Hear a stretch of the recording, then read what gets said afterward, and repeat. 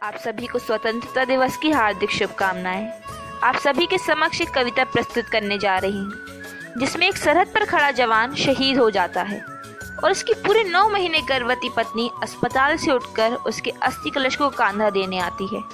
उसके कोख में पल रही एक नन्ही सी जान एक नन्ही सी किलकारी बोलती है कि एक किलकारी बोली नियति से कि आंसू मत बहाओ न भीगने दो नयन को।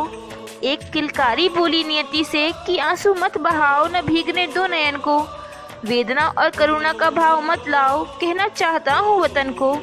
मैंने अब तक आंखें नहीं खोली हैं।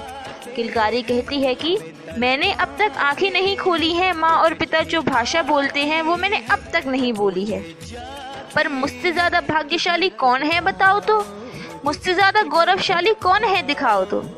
मुझसे ज़्यादा भाग्यशाली कौन है बताओ तो। मुझसे ज़्यादा गौरवशाली कौन है दिखाओ तो। मैं हूँ उस पिता की संतान जिसने पीठ नहीं दिखाई, जिसने दुश्मनों पर गोलियां बरसाई और जिसने दुश्मनों को जवाब देते हुए कहा है कि है मजाल कि 1 इंच भी ले जाए तू मेरी सरहद का। है मजाल कि 1 इंच भी ले जाए तू मेरी सरहद का।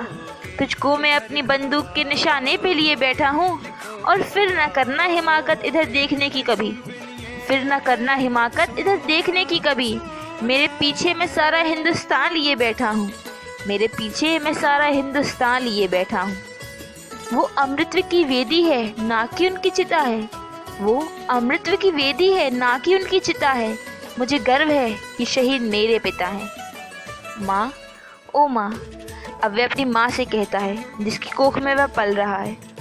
माँ, जब तुम पिता का अस्थि कलश उठाने स्वयं चली आई, तुम न रही वीरता की कहानी हो गई। माँ, जब तुम पिता का अस्थि कलश उठाने स्वयं चली आई, तुम न रही वीरता की कहानी हो गई। अरे जिस देश पे मिटने के लिए मेरे पिता की जवानी खड़ी हो, जहाँ मेरी माँ की तरह शक्ति की कहानी बड़ी हो, तब मत समझना कि मैं किसी शोक में हूँ।